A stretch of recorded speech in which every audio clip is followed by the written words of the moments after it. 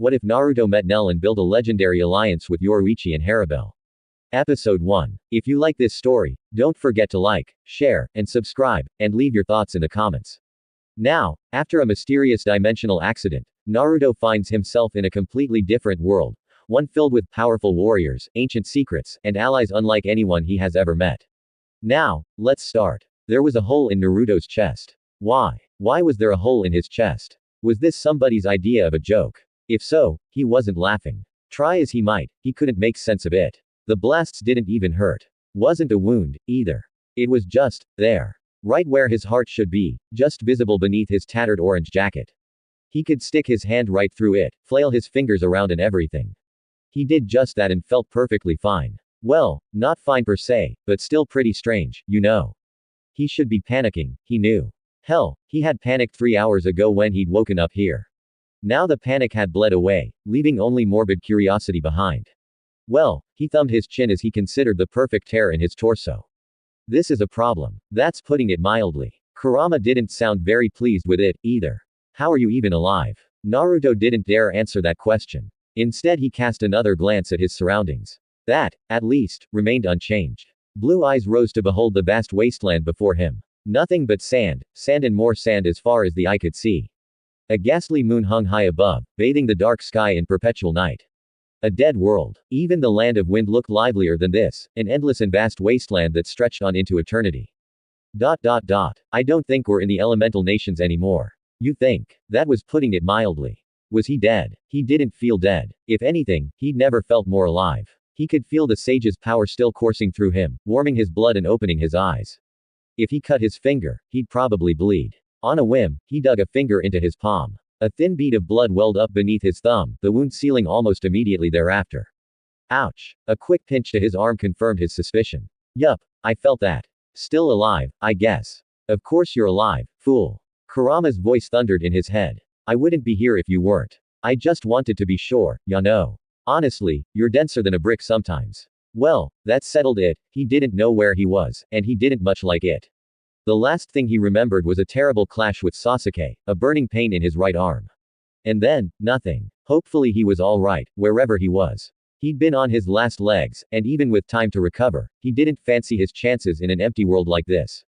Oi! On your left. Craning his neck, Naruto spied a building in the distance. At least he assumed it was a building. Some strange structure of a sort. Maybe a fortress. Castle. He couldn't tell from here. But it was something, and something, as they say, was better than nothing. Maybe they had food, or barring that, hopefully a bed. He felt strangely hungry, and not the good kind. Oddly enough, it helped to have a destination, if only to settle his mind. He set off at a brisk jog. From there it didn't take long to reach once he actively exerted himself. Kurama's chakra didn't fail him. In no time at all he found himself standing before it. Turned out the castle was a lot bigger close up. Great looming gray walls swelled before him, seeming to touch the heavens themselves. No door to be seen. Seemed the only way up was through. Alright, then. He cracked his knuckles. Guess I'm walking up that. A dull crack of sound snapped at his flank, causing him to jump. Who approaches the walls of Las Noches? Gah. Sneaky little. He spun and found himself face to face with a well-endowed woman clad in black and white, slender as she was tall. Hazel eyes blinked back at him, set within a stern visage crowned by long, flowing emerald hair. A single crimson line ran the length of her face from one cheek to the other, tracing across the bridge of her nose.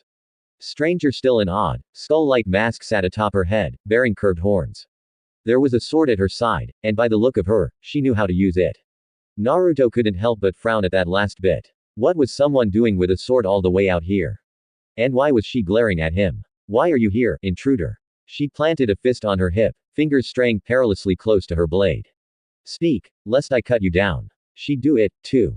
Naruto found he could still sense that much. Her emotions were a tangled knot, but beneath it he sensed a steely resolve. That sword of hers would come out if he held his tongue. Luckily for her, he didn't have any intention of picking a fight here. Well, he crossed both arms behind his head with a sigh. I was hoppin', you could tell me. Kinda lost here. You're hollow. And Arankar. She didn't quite scoff at him, but it was close. How are you lost? Confusion twisted his brow into a furrow. Hollow. Arankar. What are those? I'm human. Silence stretched between them and in it, Naruto wondered if he'd said something wrong just now, because the woman was looking at him like he'd grown a second head. He scratched his cheek. That seemed to reactivate her, if only for a moment. Are you mad? Her frown redoubled. You are far from human, lost soul. What in the log's name was she on about? He'd never heard of those. And a soul. Alright, that's just rude. Anger stirred and his right eye began to twitch. I may be lost, but I'm pretty sure I'd know if I was this, hollow or whatever. There is no if about it, intruder. The swordswoman shook her head, green hair swaying side to side. You are one. I am not. Here at last, his temper slipped its leash. He flung up his arms with an aggravated growl. Look, if you're just going to keep calling me names, I'm leaving. You're daft. Her eyes flicked down to his chest, then met him again.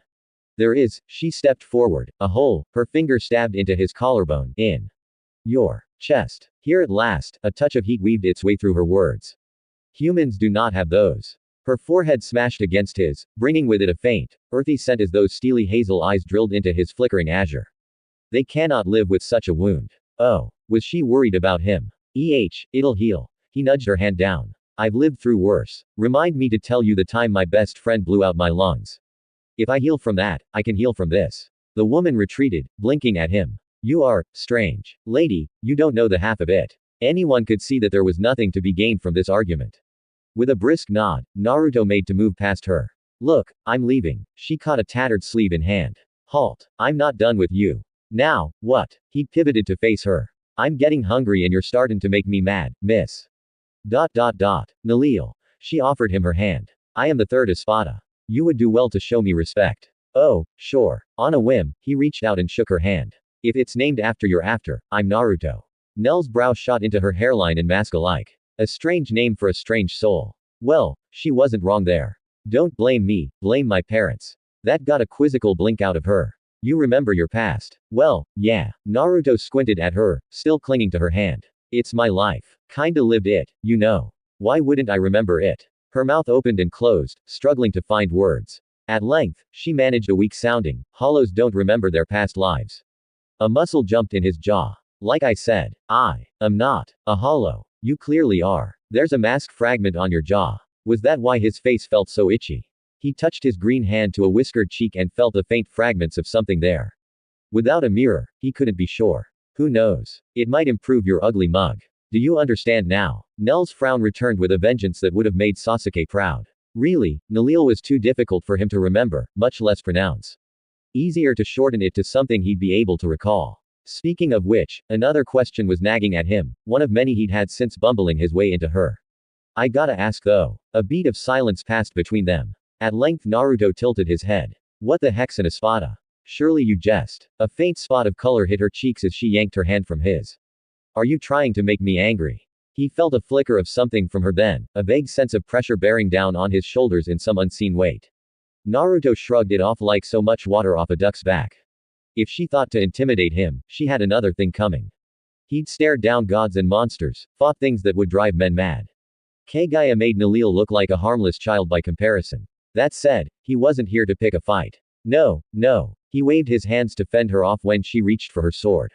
Not at all. I'm just really confused about all this. I woke up here, you know. Slowly, almost reluctantly, her fingers uncurled from the hilt. You mean to say you died and awakened as an Urankar? That shouldn't be possible. Lady, I don't know what that means. He clicked his tongue at her. And I ain't dead. Kurama would be gone if I was. You don't have a sword on you, at that. Long lashes fluttered in a slow blink. Never mind. What is a Kurama? Is it a dish humans eat? Naruto nearly choked on his spit. I like this one. Kurama's low growl pervaded his mind. Deathwish aside, she's got spirit, which I'm starting to think we might be. Wait, spirit, as in deceased. A knot of dread began to coil in the young man's stomach, bringing with it a rare touch of fear, the first he'd felt since he'd found himself dead. To hear such words from a stranger was one thing, but from the partner he trusted his life with. Well, that was a whole nother kettle of fish. He couldn't be dead. He just couldn't. There was still so much he needed to do. He flicked a thought inward. Are we? You tell me. I've been pushing chakra to that hole for the last 5 minutes, and it still isn't healing. Everything else seems intact. His world lurched, threatening to bring him to his knees. Dead. Which meant someone had killed him. Likely Sasuke. Had he killed him, too? Had they died together in their final clash? They'd both been on their last legs during their final battle, exhausted and nearly out of chakra. It wasn't a stretch to imagine. But dead. He still had all his chakra, and the sage's power to boot. How could he be dead? You're asking me. Kurama sounded just as lost. I knew your old man bound us together with that blasted Shinigami, but to think it would transcend death. It was too much. His pupils shrank as he made a keening noise. Some of his concern must have shown through, too, because Nell took pity on him. Once more she approached, but slowly this time. He didn't truly notice her until she touched him, couldn't bring himself to react until her fingers fretted with his. The sudden tenderness startled him. When he looked to her he found no anger, no irritation, only calm, placid understanding for his plight. Come with me. Slowly, gingerly, she turned and took a step back, guiding him towards the castle. Worry not, I will see you tended to. Naruto found himself stumbling after her, still dazed. Tended to. Hey, wait a minute, what you think I need? Hazel eyes flicked over her shoulder, down to his ruined outfit. A change of clothes, for starters. He whined a little, head drooping as he realized what she intended. Ah, but I like oranges. That may well be, she said, but you can't go about wearing those rags. Naruto grumbled, yet let himself be led along regardless. He couldn't really be dead, could he? A man who insists he isn't dead. How amusing. How do I look? Nell tilted her head, then tilted it some more. What? Naruto spun in place, suddenly feeling self-conscious. What's with the look? Not bad. She thumbed her chin, nodded once, and smiled, a rare and happy thing. Black and white looks good on you. It was the first time a girl had smiled at him like that. His heart skipped a beat. Still needs some orange, though. She touched a finger to her lips. You really do like that color. The way I see it, a heart is a heart. Everyone has one. Doesn't matter who or what you are. What's that? Who am I? Hey, thought you'd never ask. After all, my name is. Steel met flesh. The former yielded. Neutra, right. Naruto smiled. It was not a nice smile, Nalil thought, watching the weapon crack in his grasp. Don't you know ambushes are for weaklings? Leave Nell alone. TCH. He struggled, to no avail. This isn't any of your business. Oh, I think it is. His smile grew. Now say you're sorry. His adversary bridled. Or what, you little shit. His body blazed gold. Or you'll be sorry. Naruto, was it? The strange man smiled at his words. Would you mind looking at my sword? Sure. He hummed. But you have to look at my fist, first. The man blinked, not quite comprehending. What? Clenched knuckles barreled into his face. Hardly the words Nalil expected this morning, but there it was. Naruto twisted from side to side before her in her quarters, regarding his outfit with, not hate, he didn't have a mean bone in his body, but annoyance all the same. He wasn't very pleased with the color. She supposed the discomfort was to be expected. It had taken her a week, a full 7 days, to get him out of those ruined rags, another to convince him to wear something else, and nearly a third to make him keep the garments he was currently draped in. And a good thing she had, or she would have snapped and threatened him with physical harm. Clad in the atypical uniform of most Arankar, he looked entirely ill at ease. Feigning an impassive aura, the Espada raised a pale hand to hide her mouth, and the faint smile she wore there. Mustn't laugh. If she did now he'd tear them off and parade around in his boxers again. Yoruichi nearly had an aneurysm last time, to say nothing of Neutra. Nell thumbed her chin and tilted her head. Then tilted it some more. What? Naruto spun in place, looking self-conscious. What's with the long face? Not bad. She thumbed her chin, nodded once, and smiled, a rare and happy thing. Black and white looks good on you. Good. He scoffed and tugged at his collar, blue eyes sparkling. How is this good? He'd gotten better at that since he'd settled in here, more willing to speak his mind. It doesn't feel good. I feel like a damn doll. Her lips quirked. Better than you running around half. Naruto held up a finger. Paused. Consider what she'd said. Sulked. Nell tossed her hair over one shoulder and preened a little. Another point to her. Quote. Poor boy. He really did look miserable. She took pity on him at the end. You don't have to wear it like Ulquiorra. It's hardly a uniform. Re-up. She was still speaking when Naruto reached down and tore the collar of the uniform away, exposing his neck, a good bit of his chest, with the hole therein. Yet for all his childish antics, his smile was pure. Radiant even. It was the first time he'd smiled at her like that since they'd met. The ice was thawing between them these last few days, slowly but surely. Was that not a good thing? Surely it was. Her heart skipped a beat at the thought. She wasn't sure why, but it made her chest ache. Dondo Chaka and Peshi would surely get along with him, once they met. Where were they, anyway? She'd not seen them for the last few days. Much better. Naruto flopped down beside her on the bed with a Cheshire grin, startling her. I can actually breathe now. Nell cast a baffled look at him. You're dead. You don't need to breathe. Pretty sure I do. Come. Rather than retort, she rose. It's time for Sonito training. Already. Naruto uttered a jaw-popping yawn, but didn't deny her request, slouching into the hall after her. I keep telling ya, I don't need that. I can move plenty fast without it. Of that Nell had no doubt, but it wouldn't do for him to be unprepared. She couldn't be everywhere, likewise, she couldn't protect him forever. Sooner or later someone would take issue with Naruto and try to pick a fight. One in particular was likely to do so sooner rather than later. It was the way of hollows. Some of them had regained their humanity while others remained every bit the beasts they'd been before. Their footfalls echoed through the empty hall, lending his words an odd echo. If there was one thing Nell disliked about this place, it was the atmosphere. Dead, lifeless, devoid of life and humanity. Each espada had their own quarters to be sure, but beyond them, the halls of Las Noches were just as barren as the desert without. It irked her at times. Sometimes she even found herself struck with a strange longing to visit the human world. A remnant from her past life, perhaps. Oi, are you even listening? I am. She lied effortlessly, craning her neck to look back at Naruto. Tell me, can you at least use a Sero? He laughed merrily. Does a tailed beast bomb count? Oh. Nalil arched a pale eyebrow Naruto's way. Hey. Come on, don't look at me like that. Another brow rose to join her first. Naruto's sulk returned and brought a slew with it as he stabbed both hands into his pockets. Alright, twist my arm, why don't ya? There it was, that small, secretive smile again. He wasn't cowed by her reproach, rather, he seemed content to ignore her attempts to train him, just as a small child might ignore vegetables. Such a strange Arankar. He wasn't even trying to be, he simply was. She'd been lucky in that regard, indeed, fortunate to learn this truth early on. Not only did it spare her a great many headaches, but she felt she had begun to unravel the mystery that was the latest guest of Las Noches. It wasn't his insistence that he was still alive, it was his lust for life and fascination for all things colorful. And his hunger. For reasons she couldn't understand, he had an insatiable craving for human food. They didn't need to eat, a fact she'd tried and failed to impress upon him, only made it all the more baffling. No rank for him either, he didn't want one, nor a fraction to attend him for that matter. Instead, he puttered around the castle whenever he wasn't with her, making every effort to learn the names of each Arankar he met. He baffled many of her brethren, and in some cases, confusion had turned to hate. Neutra couldn't stand him. No, perhaps that was too soft a word for someone like him, he despised Naruto. Not only did the chipper blonde refuse to fight him, but he seemed intent on making friends with him. Neutra loathed allies. Friends, help, any of it. A fight was all the Mad Mantis ever craved, beast that he was. She supposed that spoke for Naruto's character. If that braggart hated someone, then they were undoubtedly pure of heart. Or would ever passed for a hollow heart. How would she stay mad at Naruto, thus? The answer was simple. She couldn't, lively boy that he was. What would Lord Aizen think of him? The thought came out of nowhere, but it still chilled Nell's blood.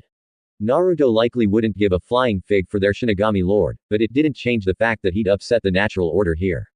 That would doubtlessly earn Aizen's gaze if nothing else. Would he try to control him? Something told her that would end poorly. One could not tame a storm. You'd have better luck trying to put rains on the moon. To even try was folly.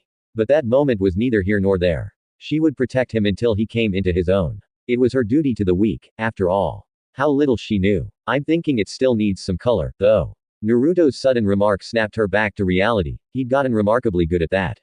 The outfit, I mean. Nell touched a finger to her lips. You really do like that color. Yup. He beamed. Here, watch. As she looked on with mild intrigue, Naruto touched one hand to the black sash around his waist. Before her very eyes the once drab color became a lively amber. Not satisfied with that alteration alone, he reached up and slapped a palm atop each shoulder as though to embrace himself. Beneath his fingers the once static material gained size and mass, creating a long flowing, high-collared jacket over his Arankar uniform.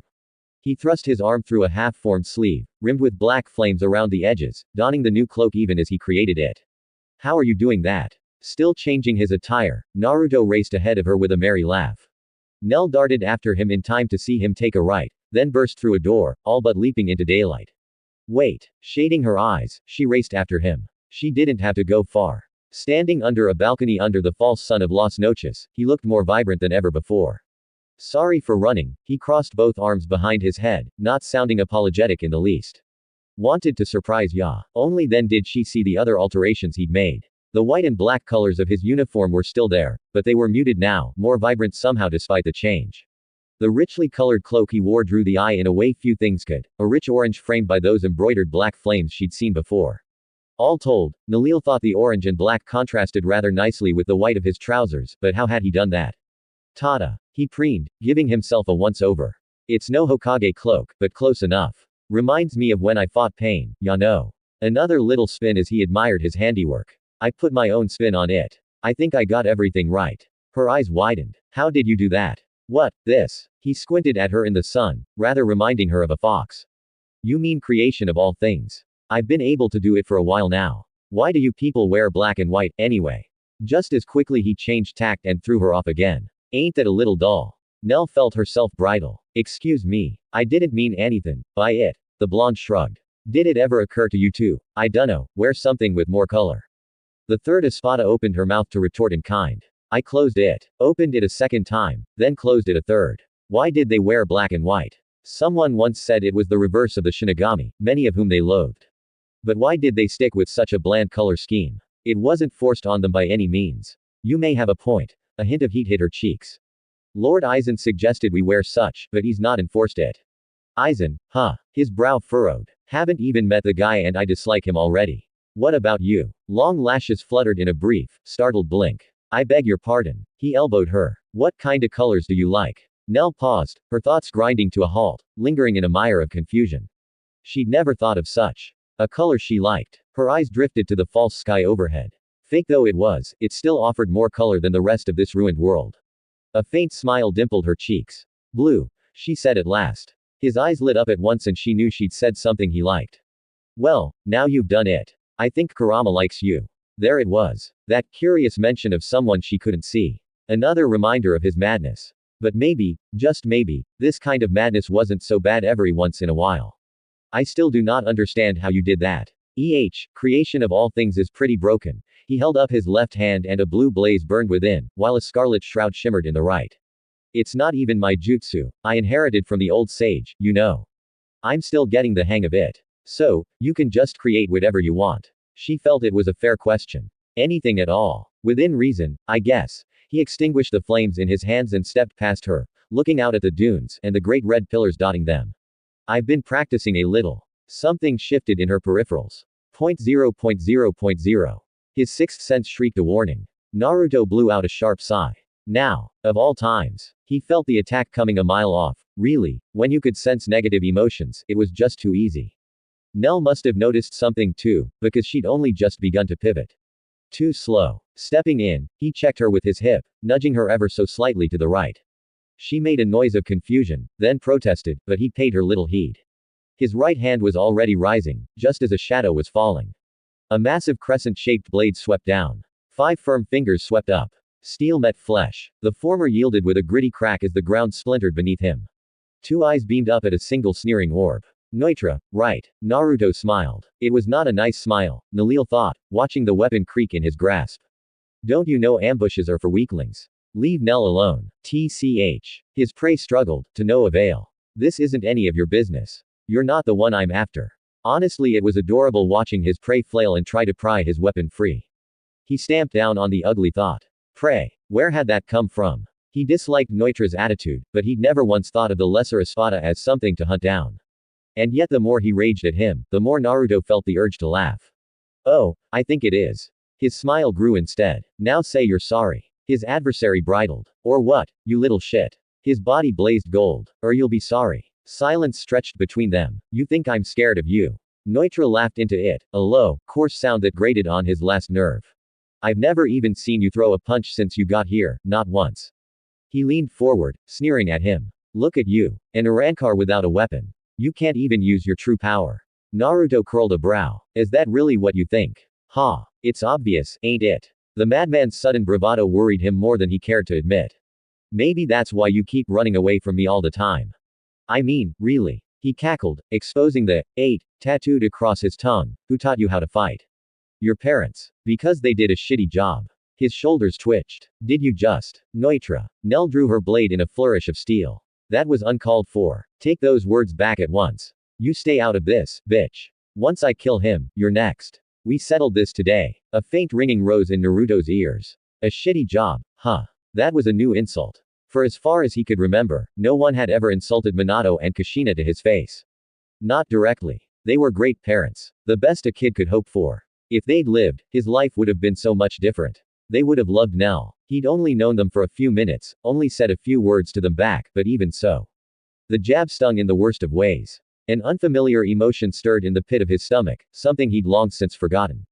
Oi, Naruto. Kurama's voice was a sibilant hiss. Did you hear what he just said? Blue eyes drifted shut. A long, shuddering sigh slipped through the air. Get him. Neutra's neck snapped back as a golden fist slammed into his chin. His feet left the floor of Las Noches, but he didn't get far.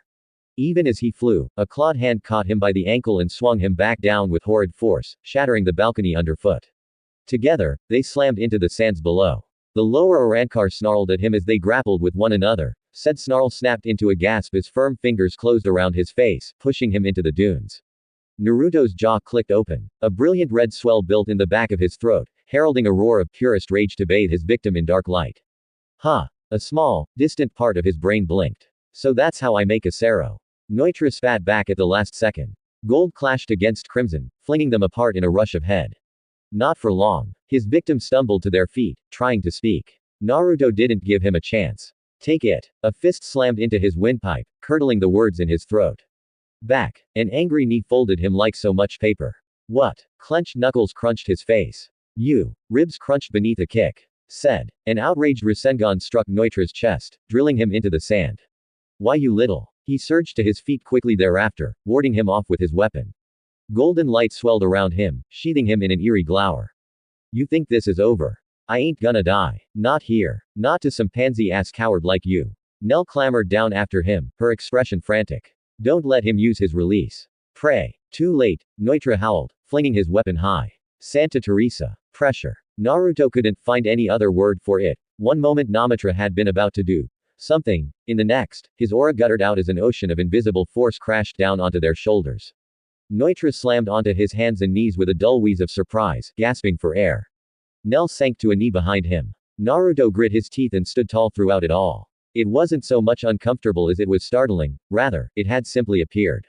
You would weaken my ranks. A low voice intoned behind the one-eyed Espada. Know your place. Neutra's lone eye widened. Wait, I will not. You've disappointed me for the last time. Steel flashed out in a silver arc, simple, clean, and precise.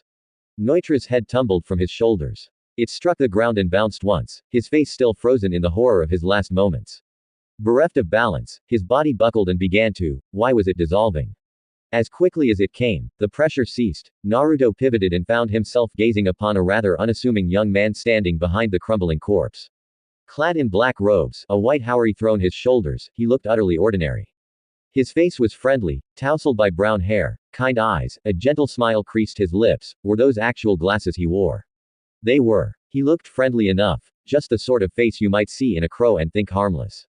Under any other circumstance, he wouldn't have given him so much as a passing glance. But this man had just butchered someone right in front of them. My apologies. He cast his blade to the right with a sharp flourish, spattering blood at their feet. I couldn't help but intervene. Lord Aizen. Nell stiffened in his peripherals, eyes wide. Why did you? Fear. She radiated it like a cloud. Why? Why would she be afraid? Kill him. The man Shinigami sheathed his sword with a faint, bemused smile. You know full well why. He brought disgrace to the name of the Espada. In any case, something in his smile made the normally stoic young woman quail. I believe I've found his replacement. Naruto curled a brow. You're talking about me, aren't you?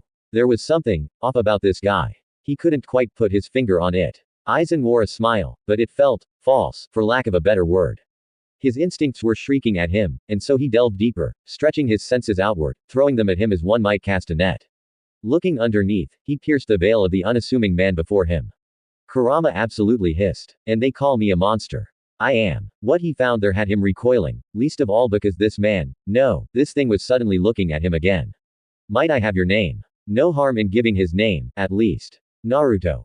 His entire being tensed. Naruto Uzumaki. Nice to meetcha. Naruto, was it? The strange man smiled at his words. Would you mind looking at my sword? Sure. He hummed, smiling genially. But you have to look at my fist, first. Aizen blinked, not quite comprehending his words. What? Clenched knuckles barreled into his face. He'd forgotten pain. It was something of an embarrassing truth for Aizen Sosuke. He'd grown so powerful over so many centuries, that he could no longer recall what it felt like to take a punch.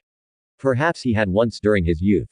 Perhaps he'd felt pain before in his younger days. But he simply couldn't remember. Until now. Until today, when a brightly clad Arankar decked him right in the schnoz. Now it blazed through his face like wildfire, agony so intense that he actually blacked out for a moment. When he came to, he found himself flat on his back, staring up at the dead sky of Hawako Muendo. My, his dazed mind supplied, the moon's quite lovely tonight. Was that a falling star? No, they didn't have those here, and they certainly didn't glow gold. Oh, dear. He twisted his body to the side, just as well he did. Not a moment later he heard a sandal-clad foot crash down where his face used to be.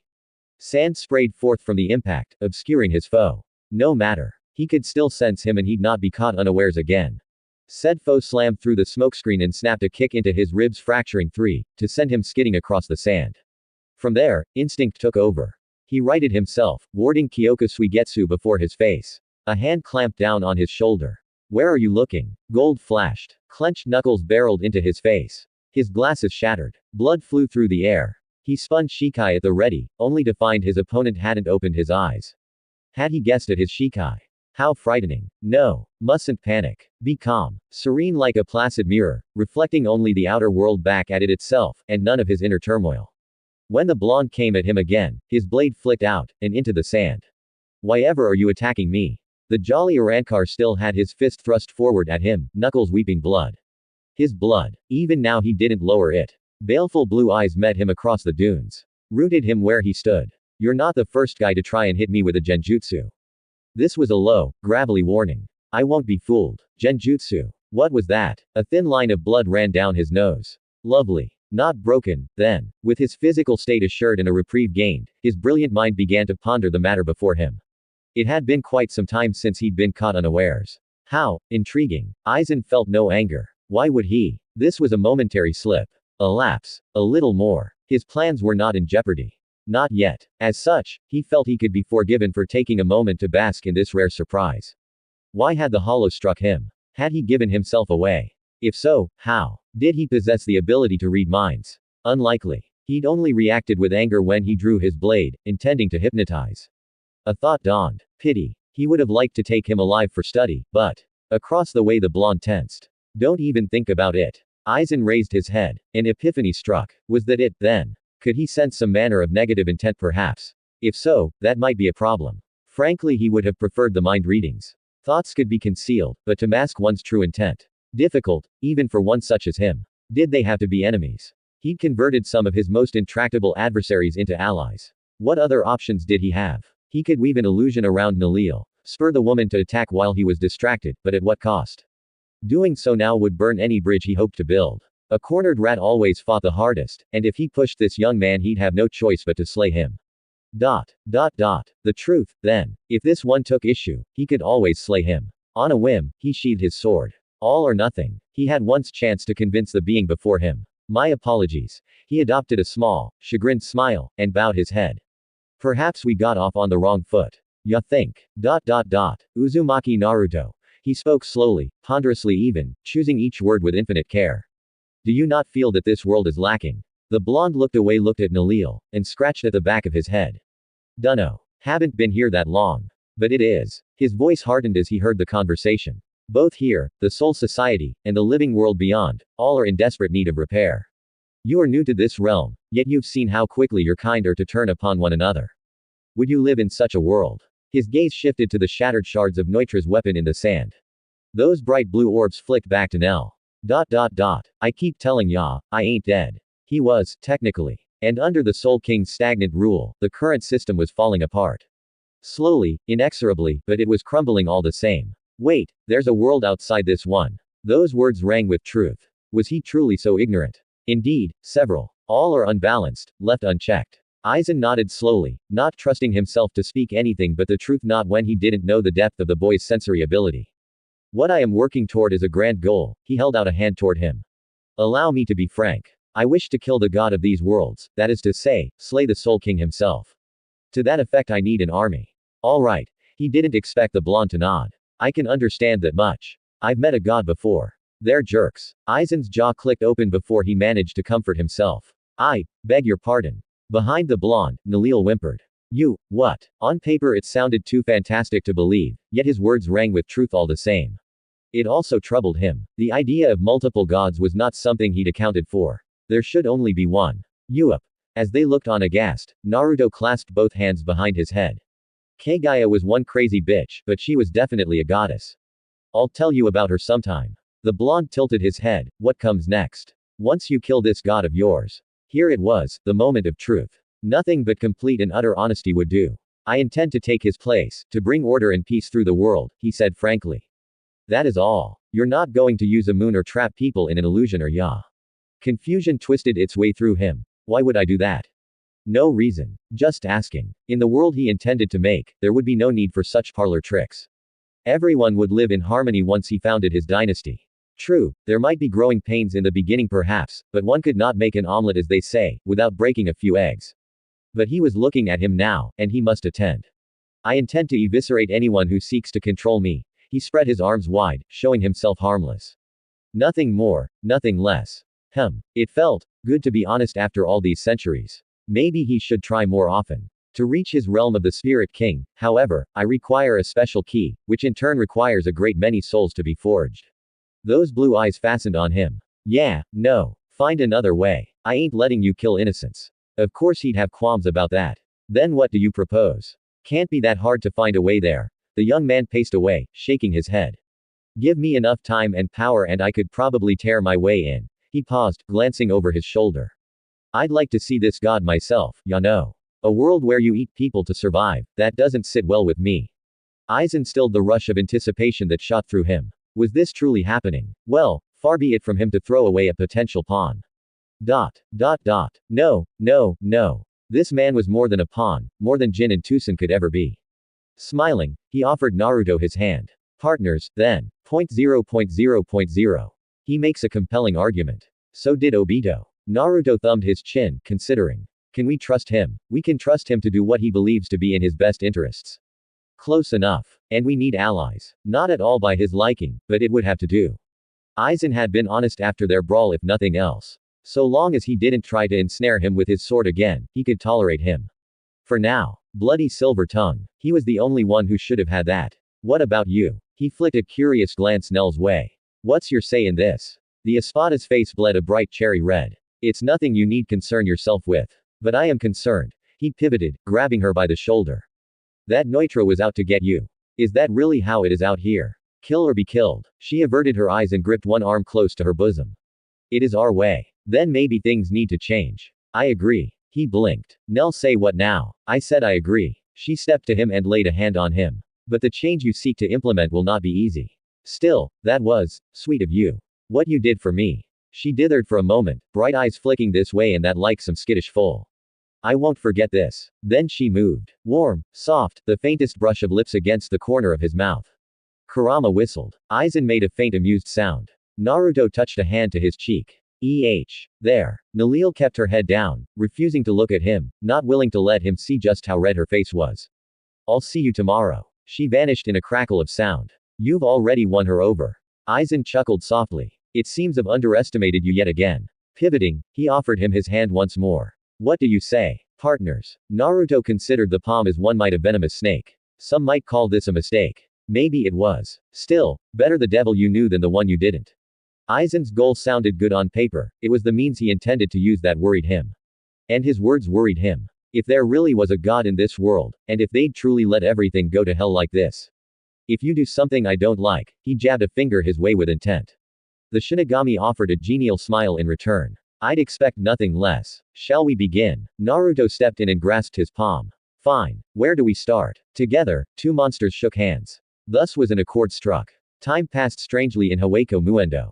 With the moon ever present without and the false sun within, Naruto had trouble telling night from day, much less the hours. He tried to keep track of it all. Really, he did. In the end, he couldn't. How much time passed in that hollow world, he never knew.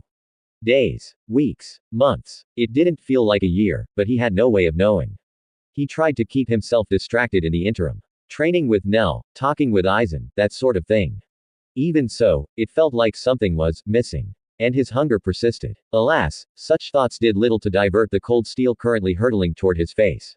Right. Should probably dodge that. Meh. She's still slow. With a small smile sigh the bemused blonde planted both hands in his pockets and bent backward at the knees, leaving his spine neatly parallel with the ground.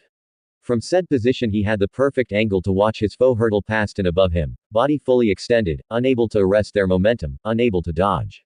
Long green hair tickled his nose. Her eyes met his, widening in surprise. Naruto couldn't help but wink up at her. Nothing personal, Nell. He whirled and drove a knee into her stomach. She rocketed up into the air with a yelp. Only for him to meet her there, one leg raised high over his head, silhouetted against the fake sun above. Steeling his heart against the cry of pain that was sure to follow, he brought that axe kick crashing down on Nell's back. She rocketed down, hurtling to the dunes below. A pillar of sand heralded her landing, spearing high into the air. 3 seconds passed. Another now. His lips pursed in a frown as he descended to the lip of the crater he'd created. Hey, you all right down there? A dull crackle of sound was his only warning. He laughed and hopped in place, tucking his knees into his torso, colorful robes fluttering in the passage of her blade. It missed him by the narrowest margin. Sandal-clad feet alighted atop the flat of her blade, balancing atop the slender steel. It would be the simplest thing to pivot and kick her in the face, to drive his victory home.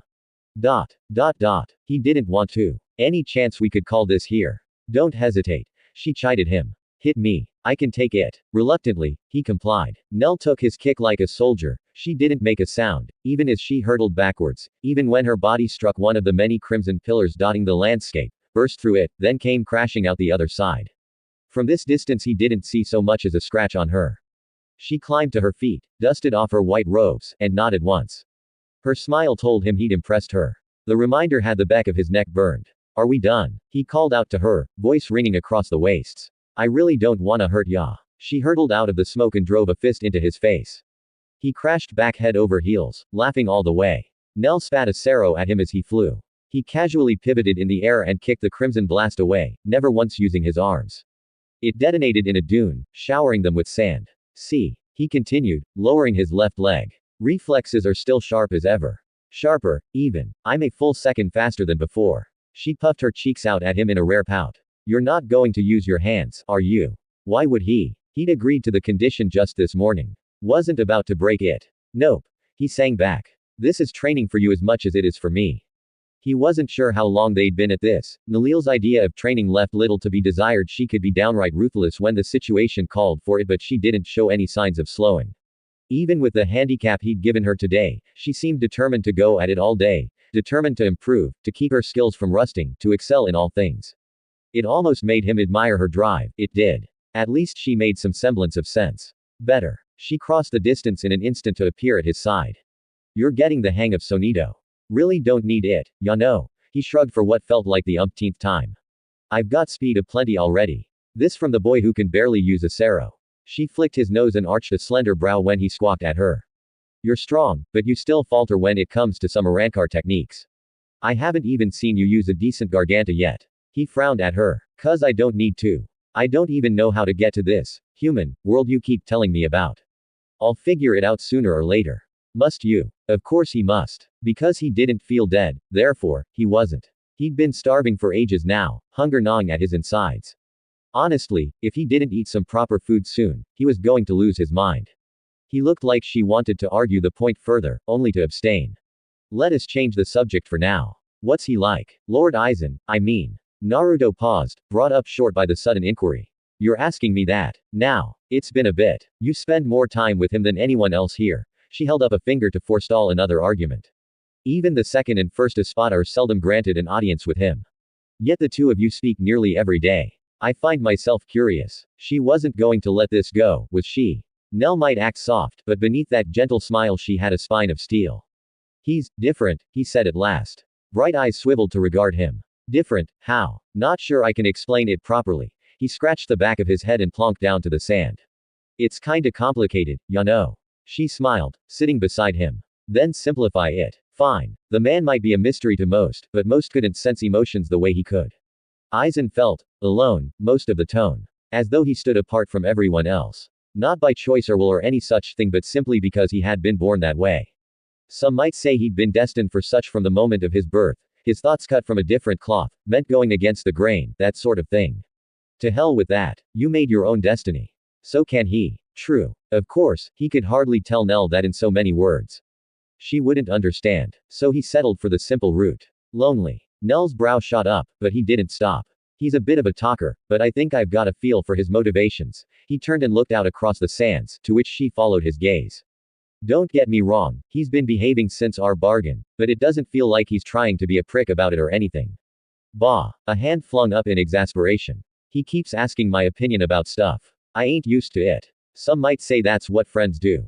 Friends. Us. Naruto squinted her way. Dunno if I'd call him that. Not yet, at any rate. Don't worry, the second he tries to pull one over on me, bam. He smacked a fist into his open palm. I'll knock his lights out. Nell favored him with a small, mysterious smile. You really would, wouldn't you? Well, yeah, I don't go back on my word. HM. She laughed lightly to herself and surprised him by standing. You truly are an anomaly. You exist outside the ranking of the Espada. You claim not to be dead, but you've allied yourself with us nevertheless. I wonder what some might say of that, yet for all there are some who would challenge you. He scoffed. No surprise there. She pivoted and touched a hand to her sword with intent. Which is precisely why you must be prepared. This again, I'm no closer to understanding why I'm here than I am to finding my release state. Nalil thumbed her chin. You must have one. All Arankar do. Some have two. She really wasn't going to let this go, was she? What's yours, then? Her smile startled him in its sheer purity. Would you like to see? Naruto felt his face burn. There was something in her words, the way she said them. It sounded personal. Intimate. He wasn't sure why. He'd never seen an Arankar release their sword before. Everyone he'd bothered to ask had been cagey about it, especially that Ulquiorra guy. Truly, he didn't understand why. Palming his face, he looked away. Why do you gotta say it like that? An Arankar's release is no laughing matter. Nalil elaborated without hesitation, her words taking on a lecturing tone. Indeed, it's a very personal thing. It reveals what we were before as hollows, adding that power to our own. Doing so enhances us, strengthens us, releases our inhibitions and our limits. When he didn't respond, she planted a hand on her hip. Do you truly wish to see me? The other reached out for him. This is not something I would offer in jest. He reached and clasped it. I do. Very well. Bright eyes sparkled as she pulled him to his feet. Perhaps a practical lesson wouldn't hurt. Her sword slid into its sheath with a sigh, notching its guard now as he looked on. You seem to learn best after you've seen something firsthand. Well, you're not wrong. Watch closely, now, she whispered softly. And don't tell anyone about this. His eyes tracked her Zanpakuto, taking it in as it cleared its emerald scabbard once more. He noted the light green hilt, a guard that rather resembled crescent moons joined at the back. As he looked on, Nalil raised her blade up horizontally, placing a hand against the flat edge of her blade. Pale pink smoke began to sizzle, glowing in a faint haze. Naruto looked on, entranced. Nell closed her eyes, inhaled, exhaled, and then, declare. Gamuza. Her words were the catalyst. The second she spoke, that smoke swelled into a blistering burst of raw energy. Violent violet light swelled forth to envelop her, tearing at sand itself, a radiance so bright Naruto found even he couldn't bring himself to stare into it over long. Finally he had to look away. This is a resurrection. Nell's voice rang through the fog. Behold. She swept a hand through the smoke. His jaw clicked open. Damn. In her true state Nalil took the form of a graceful armored centaur. Her hollow mosque's horns curved outward, framing the sides of her face. Likewise, her shoulders stood sheathed by brilliant white spalders that flowed across her shoulder blades, to her neck. Gleaming white gauntlets completed the ensemble, flowing up into a matte black material to protect her hands. Her sword was perhaps the most startling change of all. That once simple katana had since been replaced by a looming double-bladed lance. It looked like she knew how to use it, too. All in all she rather resembled as well as reminded him of a jouster straight out of a storybook, albeit far more deadly. Do you understand now, Naruto? She hefted her massive weapon his way, considering him with stern, sad eyes. This is what it means to be an Arankar. We are not human. None of us are. We never will be. Simply speaking, the words almost seemed to wound her, somehow. It is best to accept this, as I have. Embrace it, but don't let it define you. How did he respond to that? How could he respond? She cantered forward and touched a hand to his cheek. You'll understand someday, Naruto. He looked away. Not sure I wanna, ya know. Perhaps. However, that being said, with neither word nor warning, Nell shifted her weight on her hind legs and reared back, putting distance between them. It is possible to surpass your resurrection as well. Suddenly, that sad smile of hers gained a grim edge. I could go one step further if I really wanted to. This bulky form has limits. In truth, I much rather prefer the second state beyond it. A vicious sense of pressure reared its head over him, bringing with it a different sort of tension. His eyes bulged. You mean there's more? She smiled softly. Allow a lady some secrets. Now, dodge. His hackles rose. Her arms swung back. Oi, don't you throw that at me. Lanzador Verde. It seems you enjoyed yourself today. More or less. Naruto rolled his shoulder, working the kinks out of it as he traipsed inside. Got myself smacked around a bit. Suppose it's my own fault. Hardly the greeting he'd expected from Aizen, but there it was. The man seemed to enjoy surprising him these days, often arriving at the strangest times. He'd taken to appearing out of the blue. Really, he shouldn't have been surprised to find the man lurking in his quarters. He had nothing to hide, so what did it matter? No, it did matter, because Aizen never, ever came to his quarters. Not once, in the entire time since they'd formed their unlikely little partnership. He knew the man wanted something from him. He often does these days. Lowering his guard here would be a mistake. Best keep himself sharp. Sure enough, he wasn't surprised. Would you mind looking into something for me when you have the chance? He sighed. Alright, I'll bite. Who? Where? When? In hindsight, he really shouldn't have asked that. With a smile, his comrade held up a worn photograph for him to see. Naruto's brow furrowed. Aizen, I know that look. Why are ya so interested in this kid? You wound me. His manners were smooth as cream. I mean him no harm. I simply wish to accelerate his growth.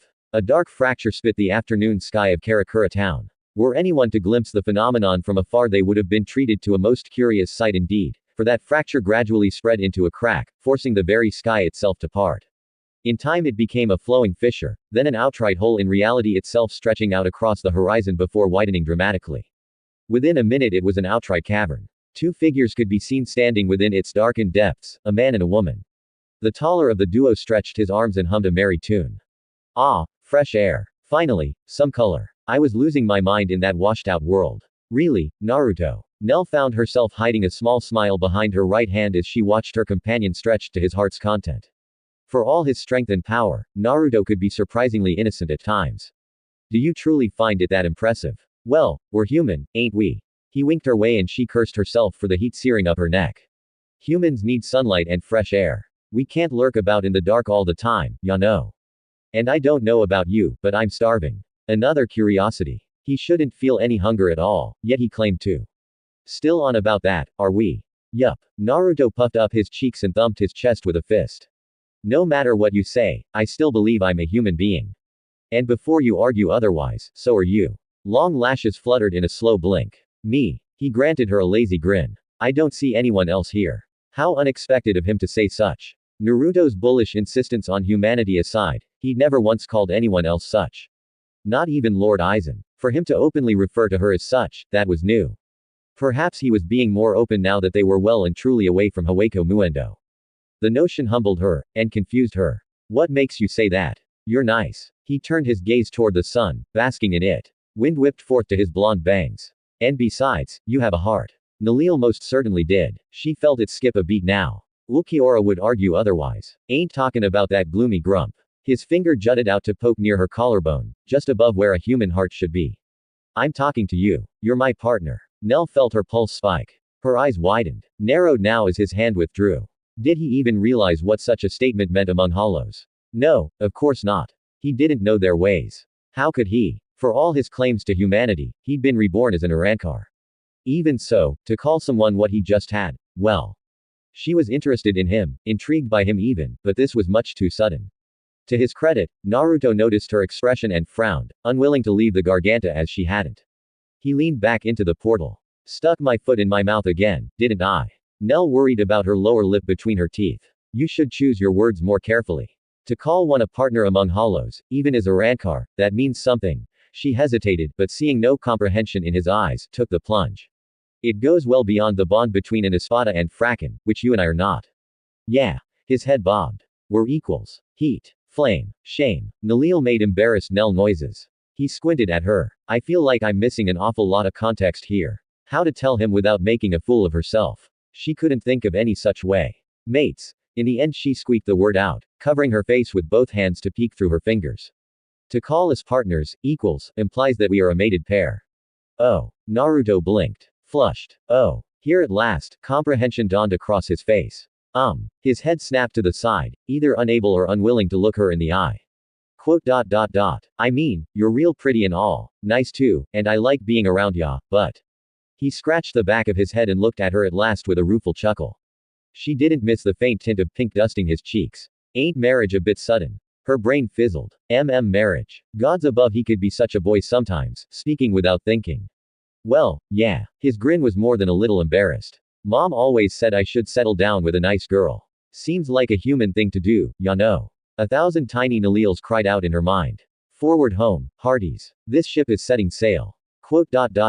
I wouldn't mind. Judging by his expression, she'd said that aloud. Naruto's brow shot up into his hair. What was that? Nothing. She spun away to hide her steaming red face, cursing herself for the slip. Yikes. A wild part of her hollow half warmed to his words, wanting to jump him here and now. The human in her remained more flustered than anything else. Already she could feel herself losing to base instinct. This was all his fault. She'd spent too much time with him. He'd corrupted her. Ruined her. She'd been a prim and proper Arankar before Naruto came along, no interest in romance or any such thing.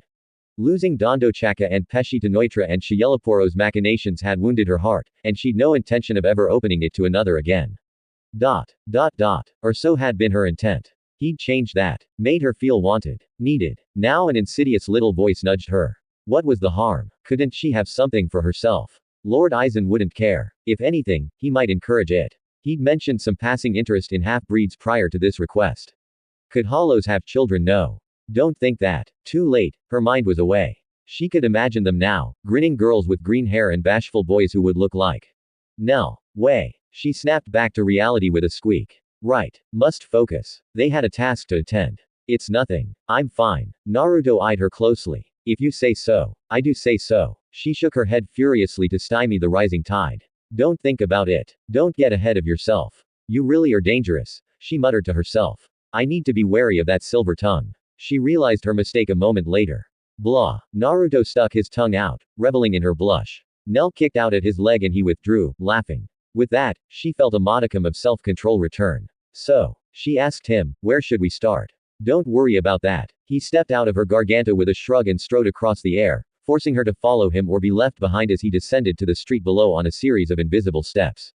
I've got this. But first things first. He sniffed once, twice, thrice now, scenting the air like a fox. Where's that smell coming from? Oh, dear. Naruto's head whipped toward an open alley. There. He lunged forward with a whoop of delight, leaving a cloud of dust in his wake. Ramen. 0.0.0.0. Urahara twitched. He'd sensed something just now. Well, that can't be a good thing. 0.0.0.0. The hollow crumbed, cleaved in two by a single blow, its body split in half and dissolved, leaving nothing behind but a fading scream. Ichigo shouldered his sword with a grimace. Try as he might, he'd never gotten used to that. It was so damn strange. Monsters shouldn't dissolve like that. Even if they couldn't be seen by normal people. Bastards like this shouldn't exist. Rukia had tried explaining that to him once, but he still didn't understand it much himself. Suffice to say, the only good hollow was a dead hollow. Not bad, Ichigo. He pretended a little at Rukia's praise. This was nothing. And really, it wasn't. I felt like he was growing stronger every day.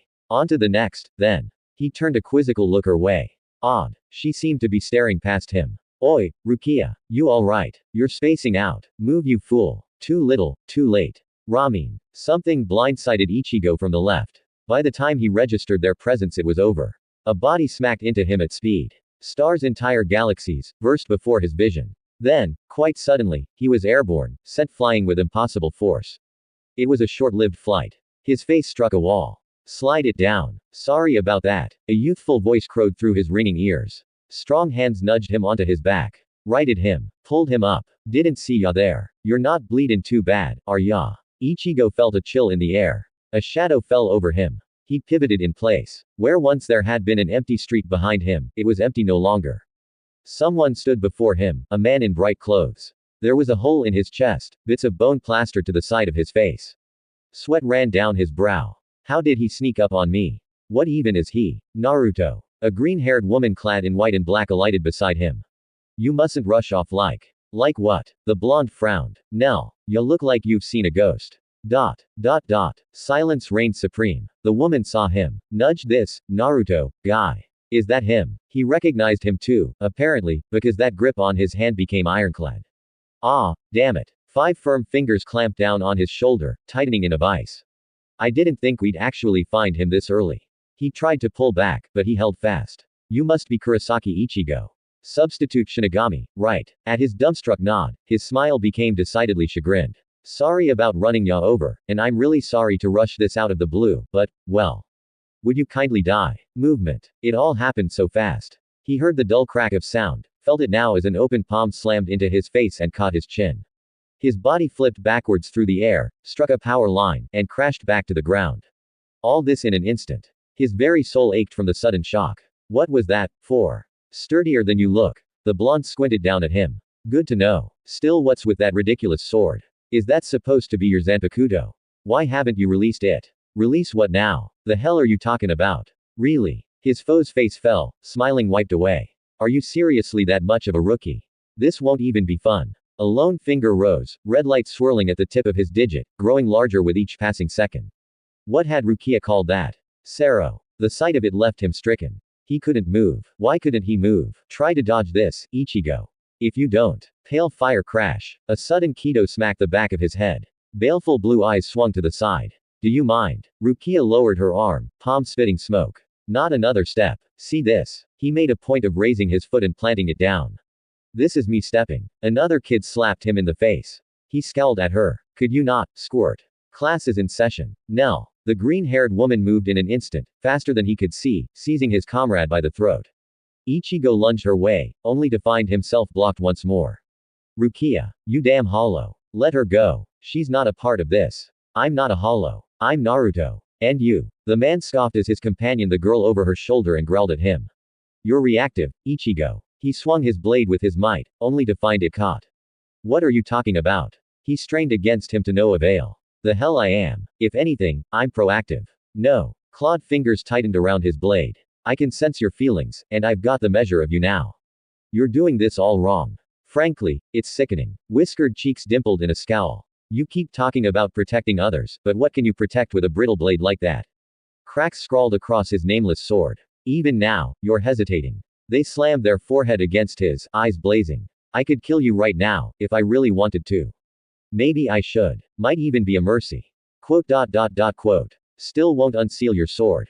Fine. His shoulders slumped. Quote. I give up. There's no helping you like this. Guess we'll be doing this the hard way. Was this guy for real? He couldn't tell if he was joking, not anymore. He struck out. Sparks flew as he struck the man in the chest. A blonde brow rose. You think that after everything else, something like this hurts? No. He shook his head slowly, blonde bangs swaying from side to side. No. This doesn't even tickle. As he looked on, the tiny cut closed, flesh winding its way back into existence. When was the last time you took a good hard punch to the face?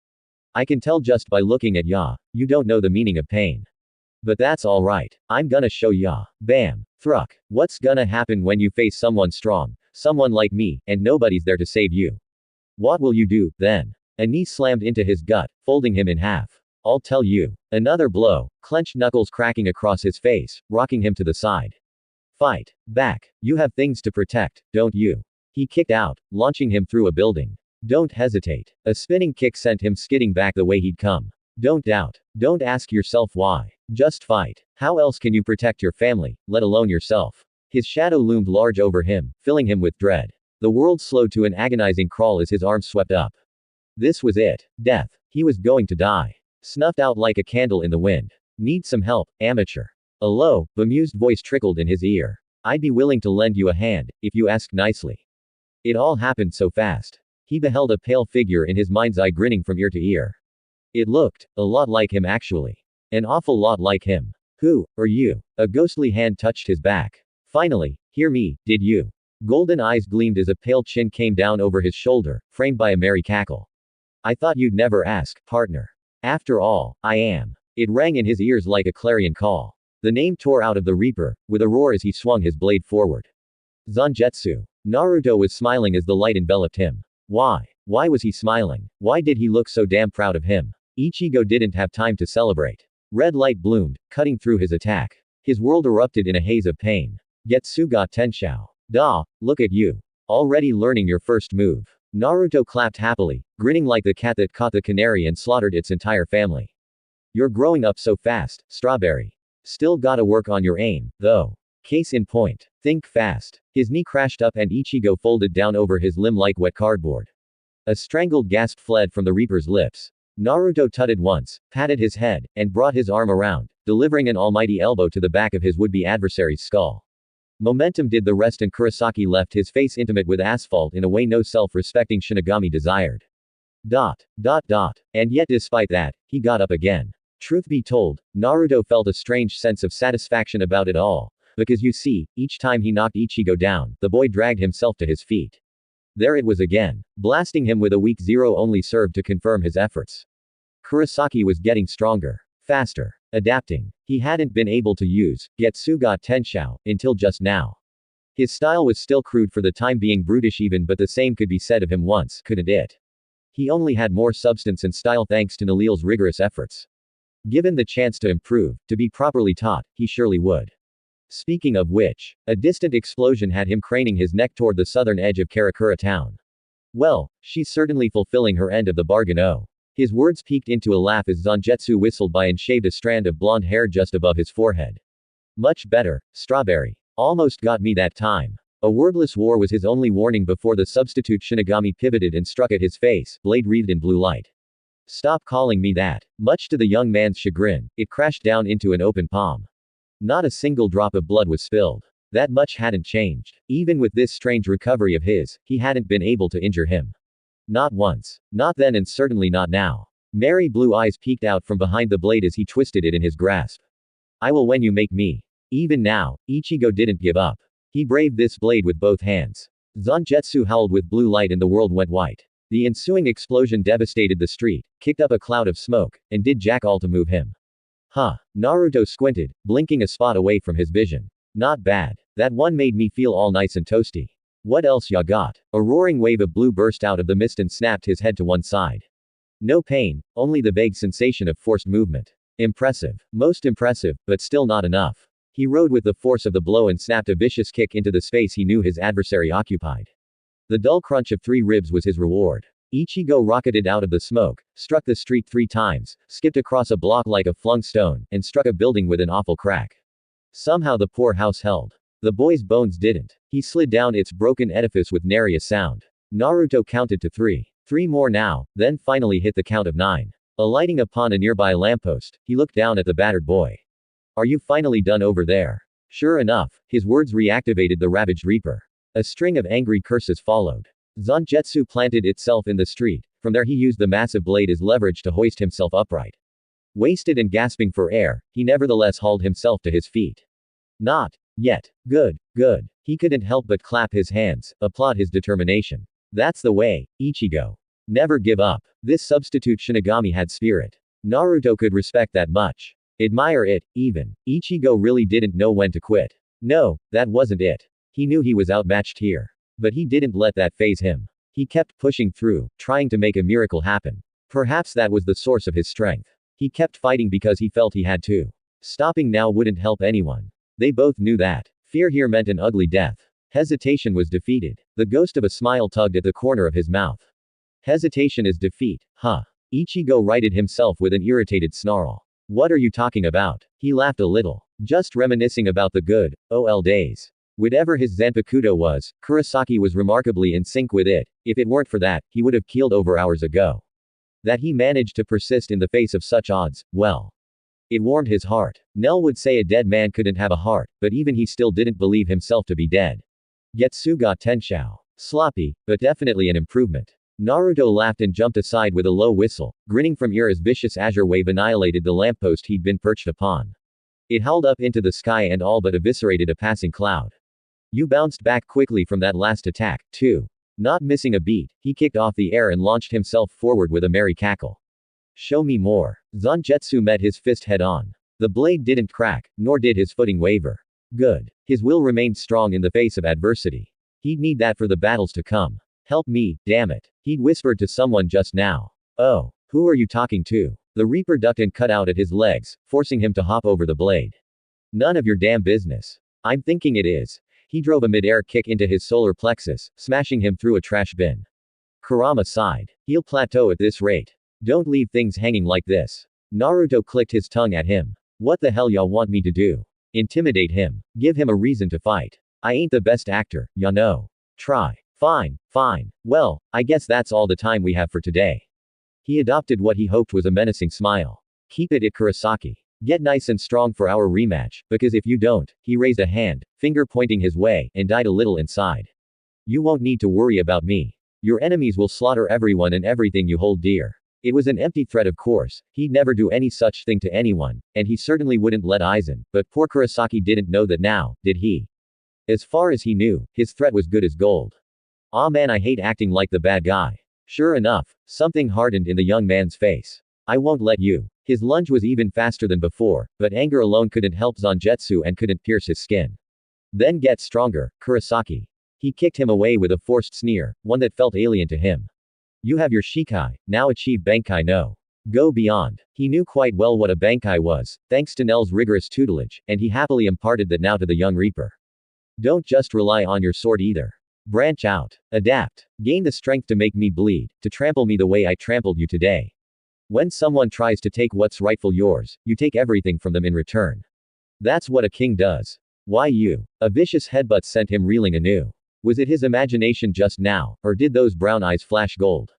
Regardless, the expression he wore was that of a warrior, not a boy. Good. Just a little more now.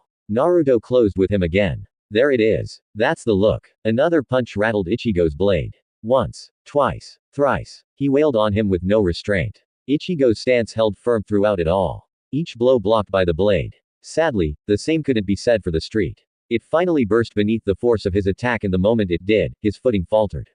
A rousing right hook caught him square in the face and launched him away once more. This time, gravity lost its grasp upon him. His back struck a pair of power lines, his still sparkling soul hurtled through them, smashed into someone's roof, alighted there for a moment, and collapsed. A dull thud heralded his return to the ground. Well, I guess that'll do it. It's been fun, Strawberry. This time, Naruto didn't have to feign his smile. Be seeing ya. His part done, he planted both hands in his pockets and waltzed away from the unconscious Reaper. Probably better this way. He'd accelerated his growth, just like Aizen asked, and with no casualties to speak of. All in a day's work. With hope, Kurosaki would learn from this and become stronger still. Now to check in on Nell. She'd probably kept that other Shinigami busy, sure, but he hadn't heard from her in a while now. Blood splashed across his cheek. Naruto paused, touched a hand to his face, mildly surprised to find a small cut there.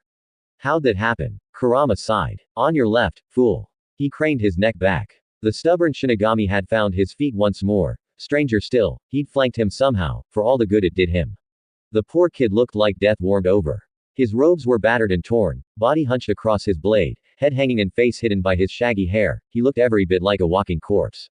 And yet, you're still not done. Ichigo's head snapped up. The sight there chilled him. What was that? For some strange reason, half the boy's face now stood sheathed behind an eerie white-red mask, the eye of which gleamed a wild gold, encompassing more and more of his countenance as he looked on. That once resolute visage was twisted in a crazed grin. Zangetsu hung loose at his side, gripped not by the tang that served as its hilt, but by the bandages wrapping it. Dark energy flowed forth from the blade, not that of a Shinigami, but something else. Something stranger. It felt like a hollow. Yet for all that, Ichigo didn't go berserk.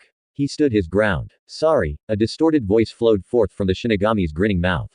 But I can't let you kill this guy yet. I just woke up, after all. Just woke up. Do you have any idea how much you've pissed me off? Much to his confusion, Ichigo wagged a finger at him. Bad enough that I had to wrestle with an old man bastard who almost won, too, but now I gotta deal with you. A rare hint of joy crept into Naruto's heart. Here and now, he could understand why Aizen was so fixated on this boy. You're just full of surprises, aren't you? Ha! The entity puppeteering Ichigo's body only grinned at him. Strange. It both was, and wasn't Kurosaki. He found his curiosity piqued regardless. You don't know the half of it. His sword swept out, conjuring a wave of dark red light. Naruto batted it aside into the sky. Frowned now as he felt it sing his palm. That's more like it. I can actually feel that. Ichigo yanked on Zangetsu's bandages, whipping the blade back into his hand. Give me a second, and all you are feeling is oblivion. That or disappointment. He shrugged. Go ahead, Ichigo. Flip that coin. See what happens. A crackle of movement was his only warning before Zangetsu came crashing down on the back of his head. He stopped it with a single finger. That lone digit folded over the blade, effectively locking it in place. With his free hand he calmly reached up, curled it into a claw, and... Ah, come on. Ichigo recoiled with a snarl. What are you made of? Pure metal. Might as well be. Naruto thrust his palm forward, Rasengan gleaming in hand. Time for you to sleep now. Yusanuva. The jutsu struck the hollow-feed Shinigami at speed, crashing headlong into his chest with all the power of a hurricane. There could be no contest. Away he went, crashing through one building, another, a third now. Naruto watched him recede into the distance. Waited now, as his cries faded away, then fell entirely silent. Still no sign of him. Was it finally over? On a whim, he walked after the wayward Reaper, slowly. Just to be safe. Sure enough, he found Ichigo sprawled out beneath a mound of rubble. Lucky him. He'd crashed through an abandoned house. No casualties to burden his conscience. Somehow the boy was still conscious, if only just, judging by the angry noises he made.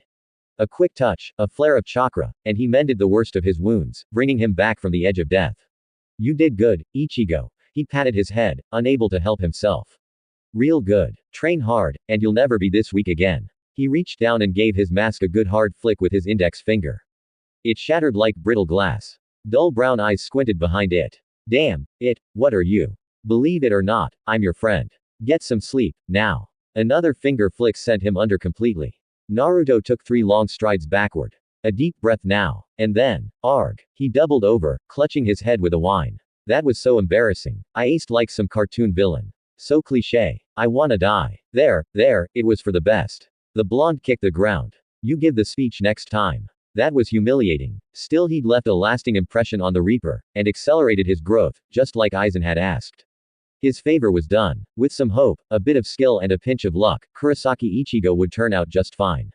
Now it was time for some ramen. Wasn't it? Was he tempting Murphy's Law here? Kind of felt like he was, you know. He looked left. Right now. Nary a soul in sight. Great. Naruto turned, craning his neck toward the same scent as before. Ain't nobody gonna stop me now. A cackling golden comet fell out of the sky and crashed into him at speed.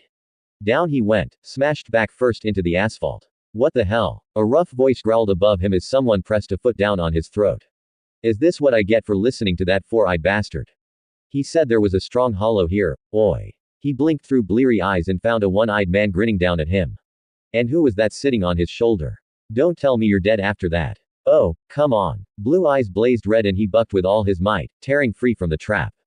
Get offa me. He swung a fist upward. It met a jagged blade. Remarkably it blocked him. The grinning man leered down at him. Now that's more like it. Nalil pitied the weak. Truly she did. She wasn't entirely certain why she felt this way, yet the feeling persisted.